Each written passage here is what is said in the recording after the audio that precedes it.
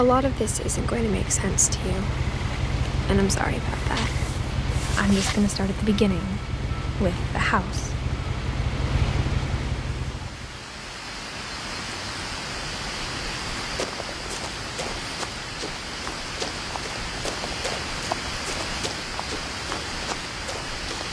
I lived here until I was 11, but I wasn't allowed inside half the rooms.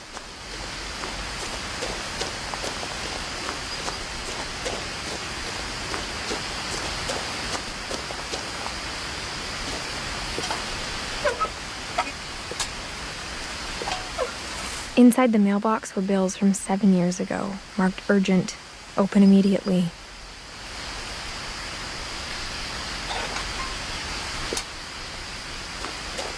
I hadn't been back since my brother Lewis's funeral.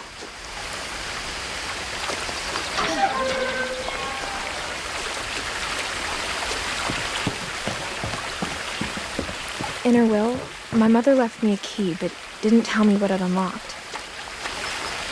Maybe she thought I'd know, or she thought that the mystery would be enough to bring me back.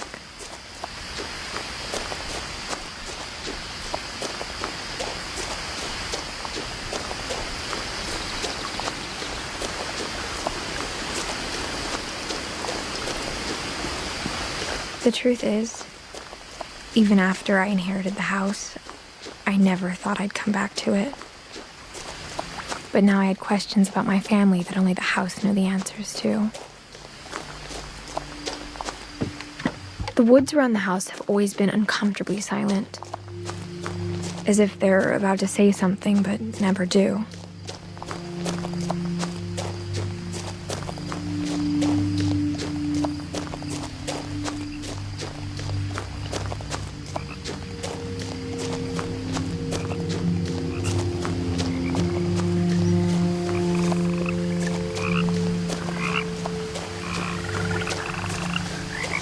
The house was exactly like I remembered it, the way I'd been dreaming about it.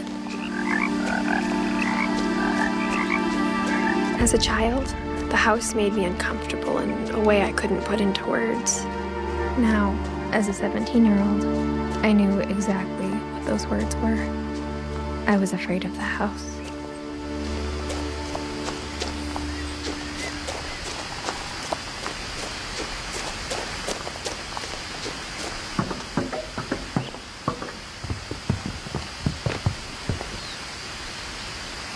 I hoped the key might unlock the front door.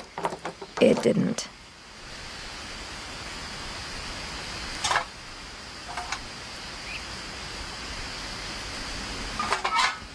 Looking in, I felt like the house itself had been waiting for me.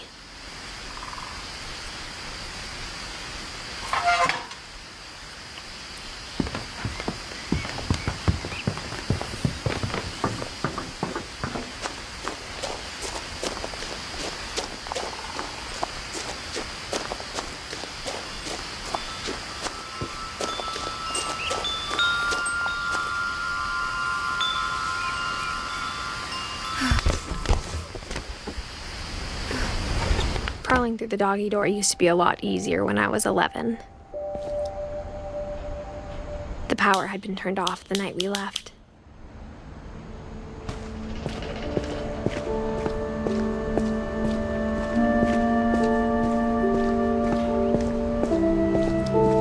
For the first time in years,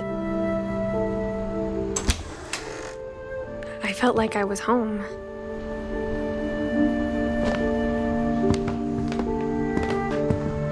But instead of a family, there were just memories of one. Like how only one restaurant would deliver to our house, so we had Chinese a lot.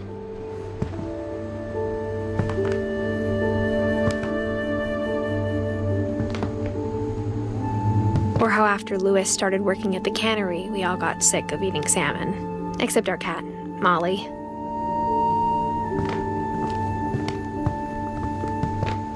Nothing in the house looked abnormal. There was just too much of it, like a smile with too many teeth.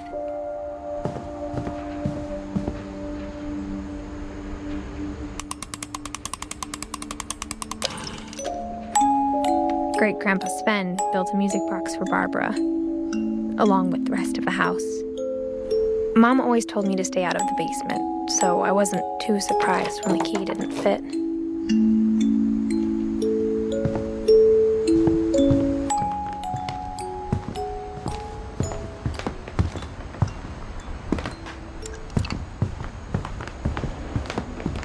The table was still a wreck from the night we left. It was like a bomb had gone off, killing everyone but sparing the furniture. My mom was the only one of us who could imagine Great-Grandma Edie living in a nursing home.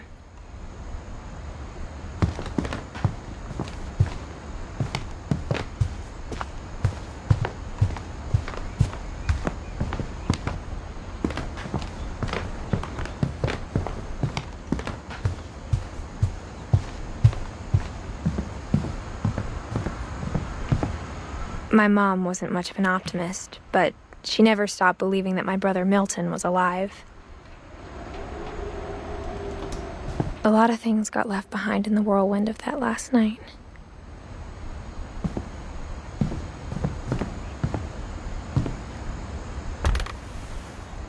Edie told me once that every Finch who ever lived is buried somewhere in the library.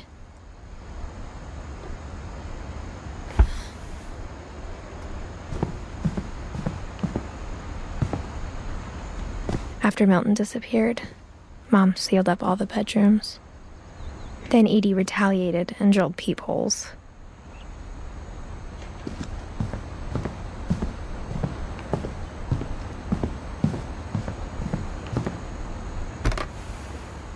My Grandpa Sam spent 7 years sharing a room with his dead brother, Calvin.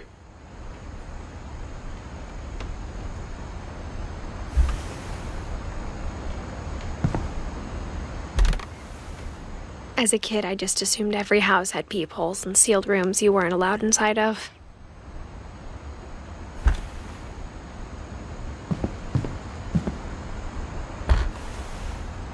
The last time I was in Edith Sr.'s room, I was 10 and she was painting my portrait.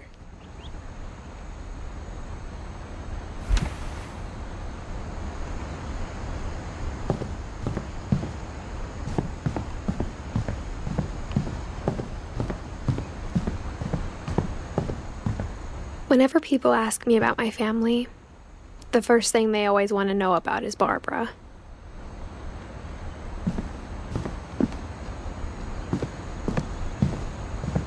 Edie's father, Odin, built the original house.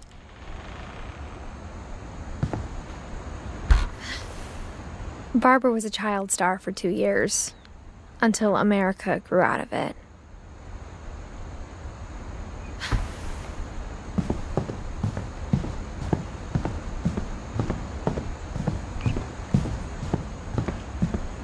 I spent a lot of time playing in Great Uncle Walter's room.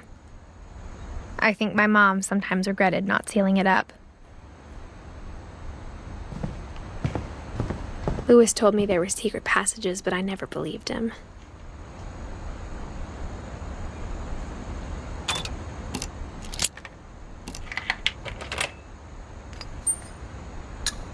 Turns out, my mom was really good at keeping secrets.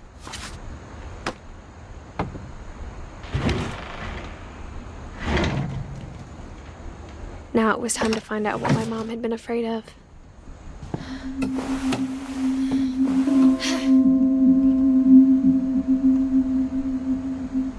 Reading this, maybe it sounds like I had a plan. But I had no idea what was behind that door.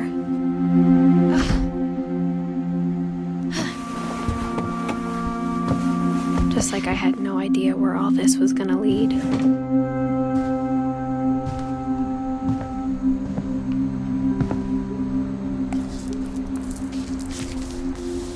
December 13th, 1947. Dear Diary, I'll be gone soon, but I wanted to tell somebody about what's gonna happen. It started when Mom sent me to bed without dinner. I woke up and I was starving, so I looked around for something to eat.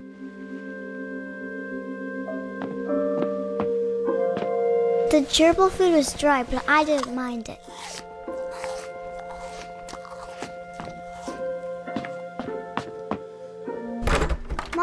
can I come out now? Sweetheart, it's late. Go to sleep. My Halloween candy was all gone.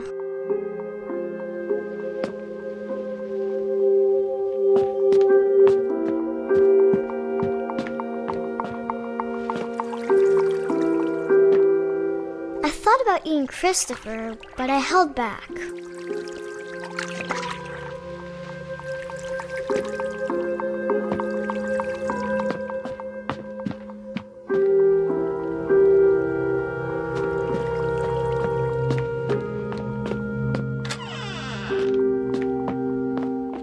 I kept eating and eating.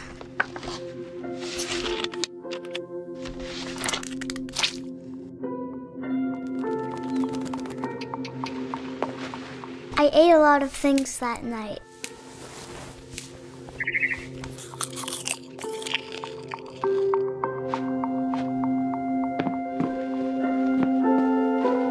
Then I heard chirping outside my window. It was a barn swallow going back to her nest. I reached out for her.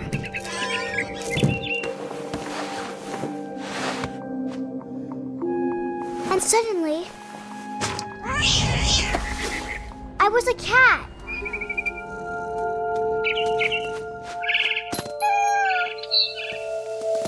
I tried to be quiet, but the bird was really scared.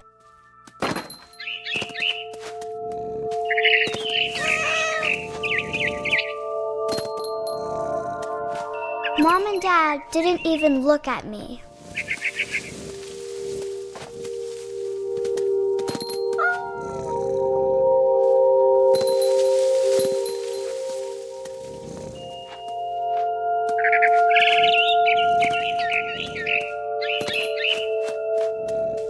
I jumped and I almost got her.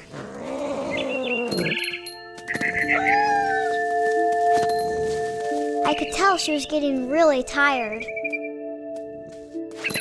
Now I was up in the big tree. I promised Dad I wouldn't climb it anymore. All I cared about was eating that mama bird. I gobbled her up. And suddenly, I was an owl. First, all I heard was the wind. Then I heard little teeth nibbling in the grass.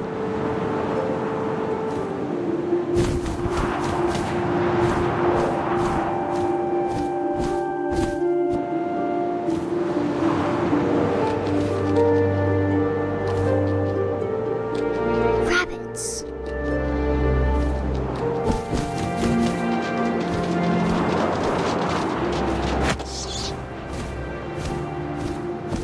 I imagined his face looking up and seeing mine through my talons. I swallowed him up, and I didn't chew one bit. Then I flew off to find something bigger.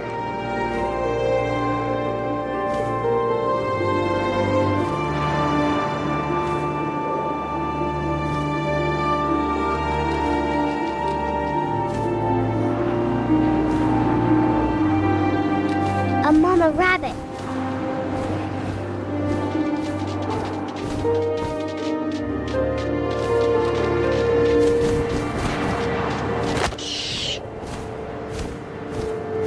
She was almost too big to carry. I started choking, but I couldn't stop eating. And suddenly, I was a shark.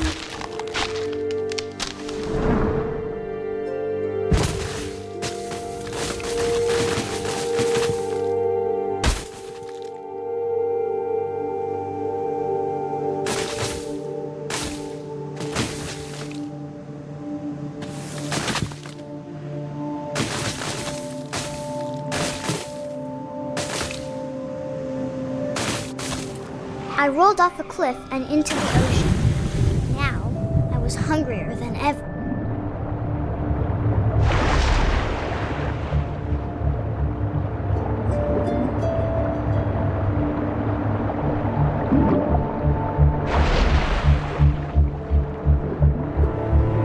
I wanted fat, juicy seals.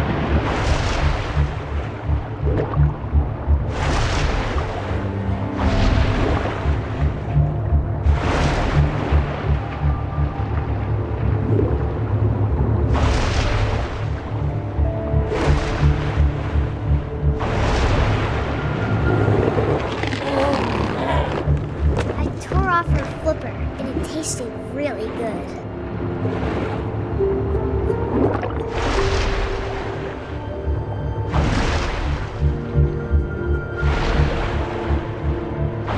Grabbed on tight. When I was so hungry, I jumped out of the water. When I opened my eyes, everything had changed.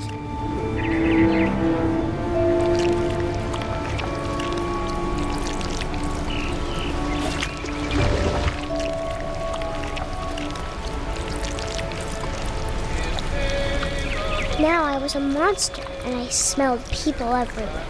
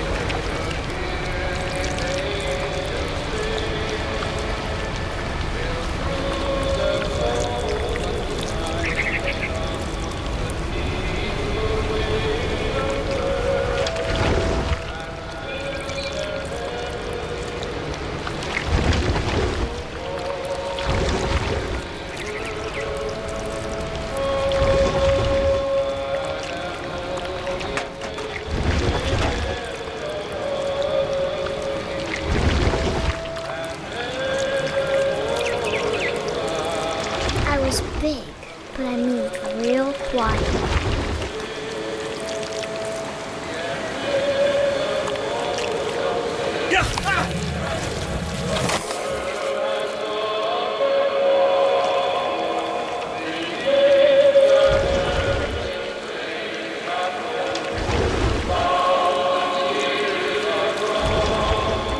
I wanted to stop, but also I didn't.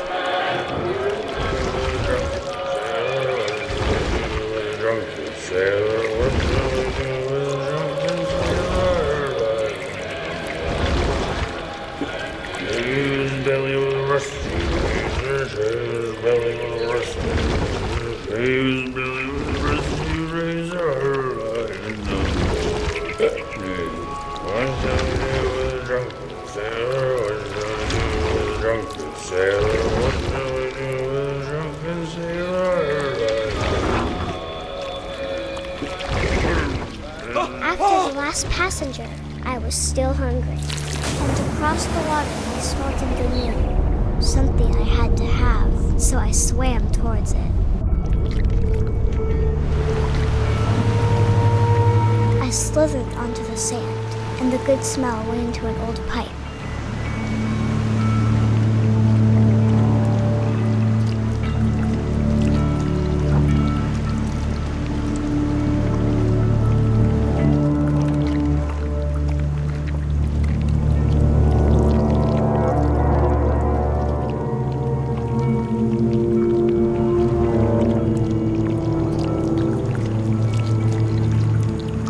I got closer and closer.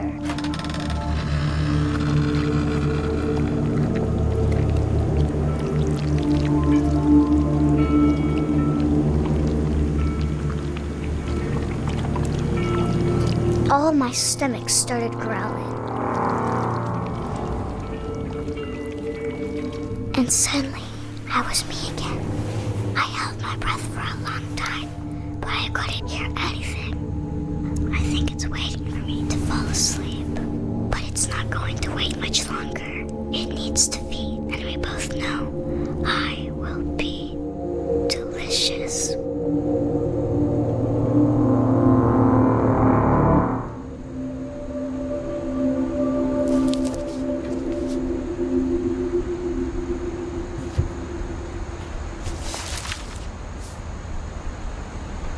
I'm not sure if I believed all of that, but I'm sure Edie would have.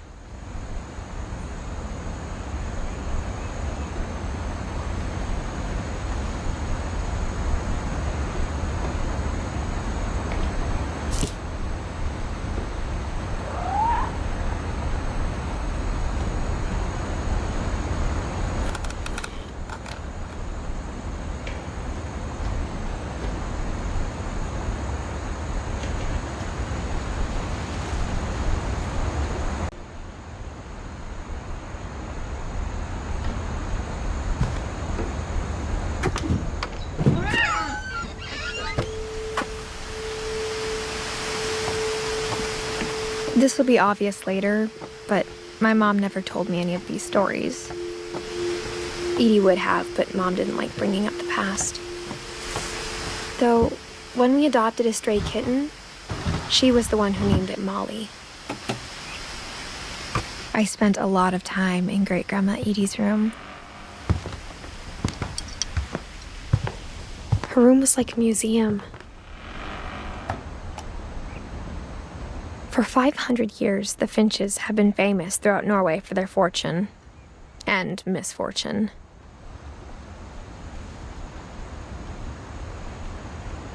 Odin Finch buries the latest victims of the family curse, his wife Ingeborg and their newborn son, Johan. On January 7th, 1937, he set sail with his family and his house, hoping to leave the curse behind. But 40-foot waves off the coast of Washington send the house and Odin to the bottom of the sea. Odin's daughter Edie, with husband Sven and baby Molly, step ashore on their new home, Orcas Island. Odin Finch is the first to be buried in the new family cemetery. His daughter Edie is already dreaming of a new Finch house.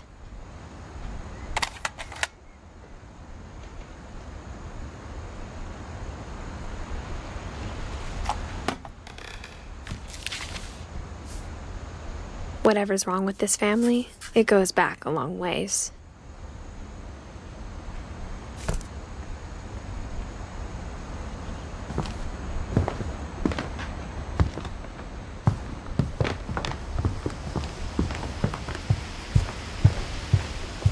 Even in her 90s, sometimes Edie seemed a lot younger than my mother.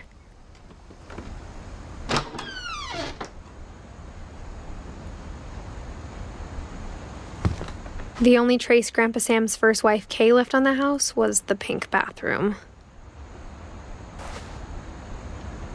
It was a pretty big trace.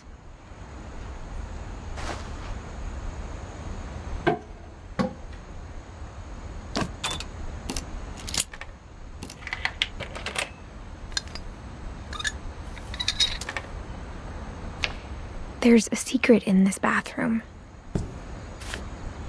It's in the last place you would look. It isn't in the cupboard. It's hidden in this book.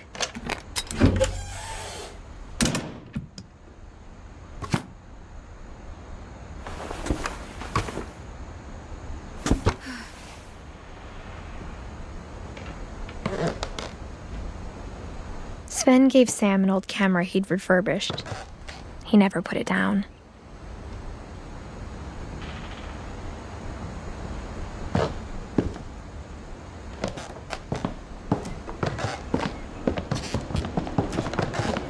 From the paintings on the wall, it was clear my brother Milton had been here before me.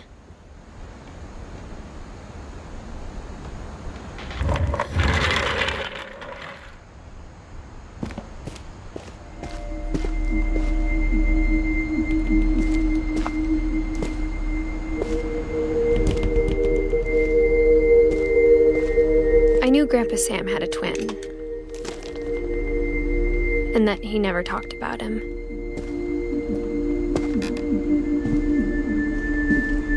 I guess my grandpa didn't like history any more than my mom did.